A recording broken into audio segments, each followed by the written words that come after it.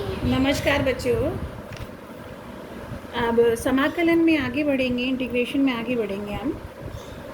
और किस किन मेथड द्वारा हमारा किन किन विधियों द्वारा ये समाकलन किया जाएगा।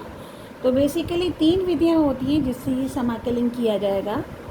पहली होगी प्रतिस्थापन विधि, दूसरे आंशिक भिन्न, प्रतिस्थापन विधि को सब्स्टिट्यूशन मेथड भी कहते हैं इंग्लिश में, आंशिक भिन्न यानी पार्शियल फ्रैक्शन द्वारा, तीसरा होगा इंटीग्रेशन बाय पार्ट्स यानी खंडशः समाकलन। तो पहली विधि पर आते हैं, प्रतिस्थापन विधि। इसमें क्या करेंगे कि अगर कोई इंटीग्रल निकालना है, इसको आई मान लिया, जनरली हम इस फलन को आई मान लेते हैं, इंटीग्रल f(x) dx।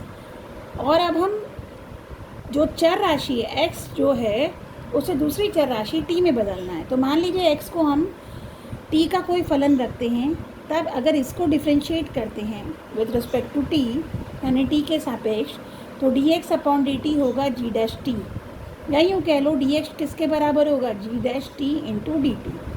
तो इस तरह से ये फलन इसमें चेंज हो जाएगा, f t x की जगह t और dx की जगह g डैश t dt। कहने का मतलब x चर राशि में था, जब ये दूसरी चर राशि में कन्वर्ट हो रहा है तो अब इस फलन में कहीं भी x राशि नहीं आनी चाहिए, सबकी सब t राशि में कन्वर्ट हो जाना चाहिए। जैसे कि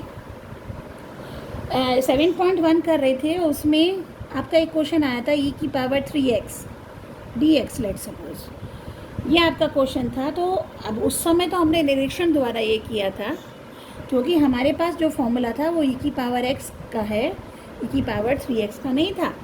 तो e की पावर x का हमारा फॉर्मूला था e की पावर x प्लस c, जो कि हमारा डायरेक्ट इंटीग्रेशन था। लेकिन अगर ये 3x आ जाता है या ये कोई और फलन आ जाता है, तब क्या किया जाए,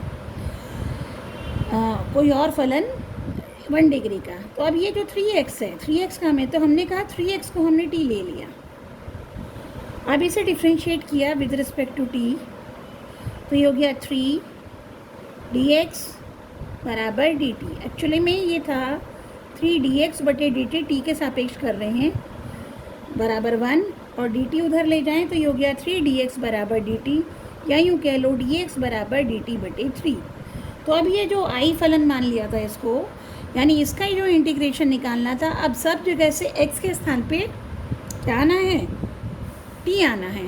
तो e की पावर 3x की जगह रखा t, तो ये बन गया e की पावर t, dx की जगह dt बटे 3। तो अब ये जो कन्वर्ट होके आया, इसमें कहीं भी x नहीं रहा, और अब 1/3 निकल गया बाहर, और अब ये डायरेक्ट फॉर्मूला बन गया आपका ऊपर की तरह। तो ये बन गया 1/3 e की पावर x का e की power x plus c, e की पावर t, सॉरी e की पावर t। और अब t का मान, चूँकि t तो आपने अपनी तरफ से माना था, t का मान वापस क्या रखेंगे, 3x, तो ये बन गया 1/3 e की पावर 3x प्लस c। तो 7.1 में हमने निरीक्षण विधि द्वारा इसको किया था कि क्या डिफरेंशियल रहा हो, क्या फलन रहा होगा जिसका डिफरेंशियल e की पावर 3x आता है, उस तरीके से किया था। लेकिन यही क्वेश्चन अब हम किससे कर रहे हैं, प्रतिस्थापन विधि से। इसी तरह से मान लीजिए एक क्वेश्चन होता है आपका, एक निकालना है sin 2x प्लस 5। तो अब हमारे हिसाब से हमें sin x का इंटीग्रल तो पता है, कितना, माइनस का cos x। इसके बाद अब इसमें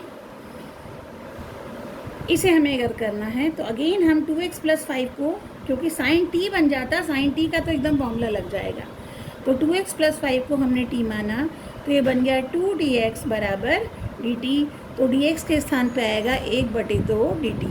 ध्यान ये रखना है, जब हम स्थापना करेंगे, प्रतिस्थापना करेंगे, तो x पूरे की पूरे उसमें ना यहाँ पर ना यहाँ पर कहीं भी x नहीं आना चाहिए। तो अब ये कन्वर्ट हो गया sin t, और dx की जगह dt बटे 2। अब 1/2 निकल गया बाहर, अंदर रह गया sin t dt, और अब ये डायरेक्ट फॉर्मूला लग रहा है, ये बन गया 1/2 minus cos t plus c, और t का मान वापस cos 2x प्लस 5/2। तो इस तरह से ये क्वेश्चंस आपके किससे होंगे, प्रतिस्थापन विधि द्वारा। अब इसी प्रतिस्थापन विधि द्वारा हम कुछ सूत्रों का भी प्रयोग करेंगे, सूत्रों का भी निर्माण करेंगे और फिर उन्हें एज अ सूत्र यूज करेंगे, प्रयोग करेंगे उनका सूत्रों की तरह। जैसे कि आपने tan x का इंटीग्रेशन निकालना है, इसका कोई डायरेक्ट फॉर्मूला आपका नहीं है, आपको पता है। ऐसा कोई फलन नहीं है कि जिसका डिफरेंशियल tan x आता हो। तो अगर अब हमें ये करना है, tan x का निकालना है, तो हम इसको कैसे करेंगे। हमने कहा tan x को हमने लिया sin x upon cos x dx, यूँ तोड़ लिया।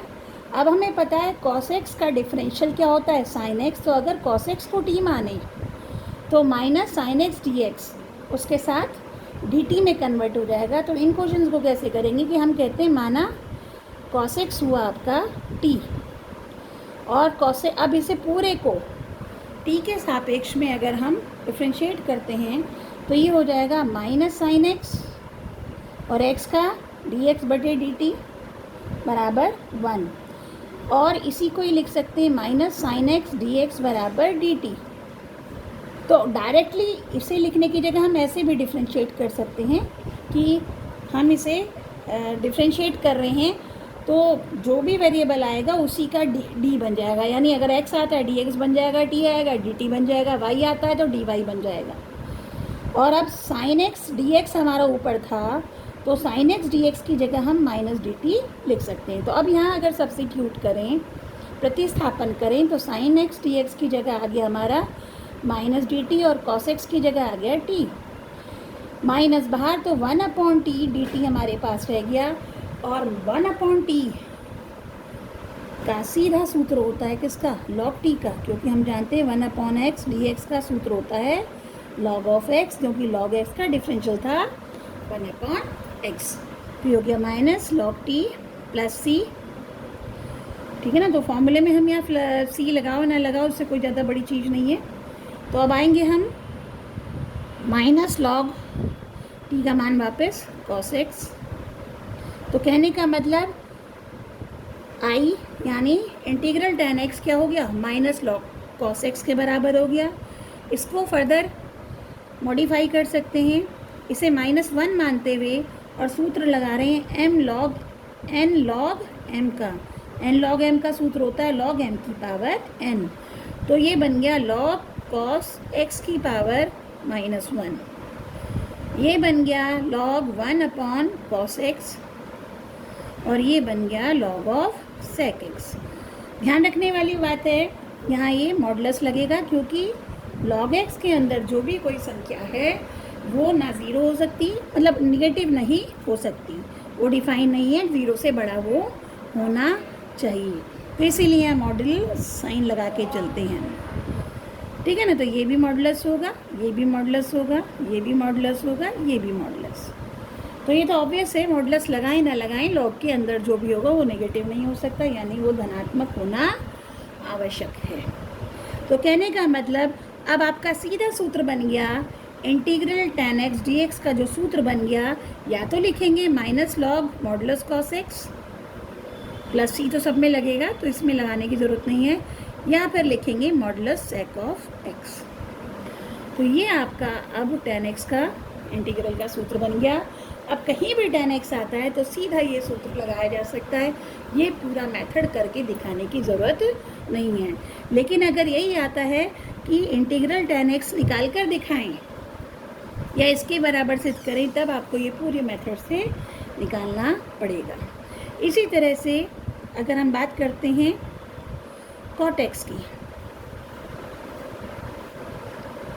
तो cot x लिखेंगे cos x upon sin x dx, और अब sin x को t अगर मानते हैं तो cos x dx बराबर dt। तो ये बन गया आपका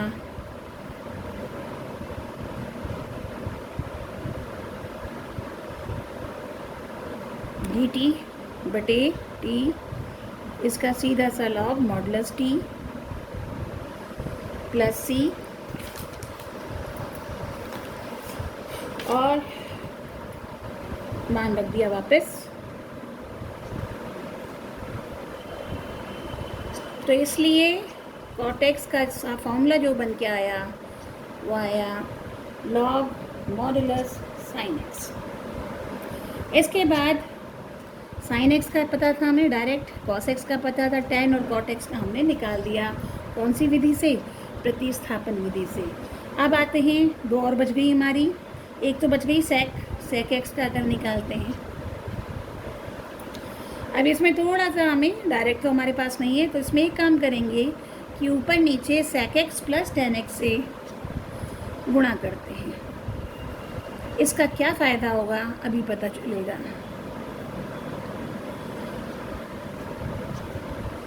तो ये ऊपर sec square x plus sec x tan x आया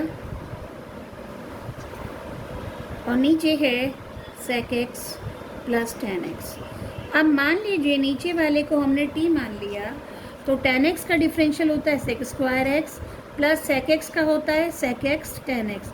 तो यानी नीचे वाले का डिफरेंशियल ऊपर हमें दिखाई दे रहा है, तो नीचे वाले को हम टी मान लेंगे।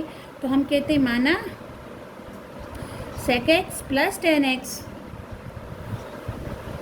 आपको टी मान लिया। तो इसे डिफरेंशिएट करने पर सेक एक्स टेन एक्स तो आया, किसका डिफरेंशियल? सेक एक्स का, और टेन एक्स का आया सेक स्क्वायर एक्स। और चूंकि एक्स का निकालेंगे फिर डी एक्स और टी का होगा डी टी। तो आप देख रहे हैं ये पूरा वाला किससे रिप्लेस हो गया? डी टी से। तो अब जो है आई बन गया आपका डी टी बटे, और ये माना था आपने टी, और इसका हुआ लॉग ऑफ मॉडुलस टी। और इस तरह से आई यानी सेक एक्स का इंटीग्रल हो गया डायरेक्टली आपका log of sec x plus ten x modulus plus c. तो ये बन गया आपका सेक एक्स का सूत्र। आते हैं छठी आपकी जो ट्रिग्नोमेट्रिक रेशियो होती है, यानी कोसेक एक्स का रह गया, वो भी प्रतिस्थापन विधि द्वारा निकलेगा। देखेंगे उसको। कोसेक एक्स डी एक्स, इसमें ऊपर नीचे हम cosec x plus cot x से इसमें भी करते हैं गुणा, ऊपर भी नीचे भी। तो ये हो गया cosec square x plus cosec x cot x, नीचे cosec x plus cot x. आप अगर इसको टी मानते हैं नीचे वाले को,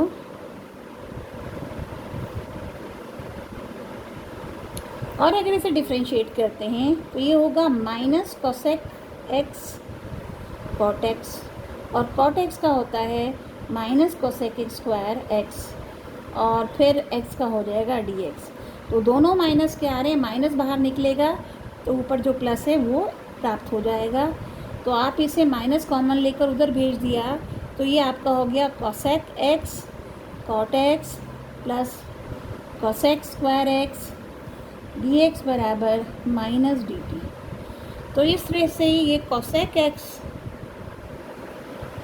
डी एक्स कन्वर्ट हो गया, ये हो गया माइनस डी टी अपॉन नीचे टी, और ये हो गया minus log of t plus c, यानी मॉडुलस तो लगेगा ही डेफिनेटली, माइनस लॉग कोसेक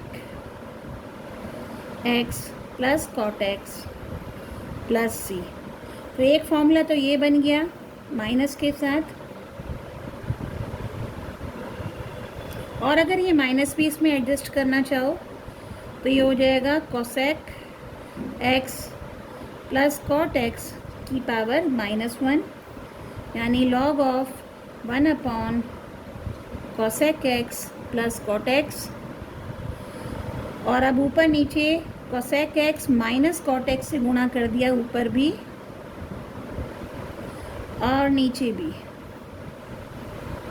तो ये हो गया log of cosec x minus cot x और नीचे हो गया cosec square x minus cot square x, और ये होता है 1।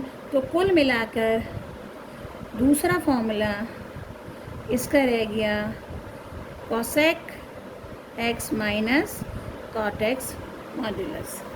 तो या तो माइनस के साथ बीच में प्लस आएगा, या अगर माइनस नहीं होगा तो बीच में प्लस आएगा, माइनस आएगा। तो ये आपका फॉर्मूला बन रहा था।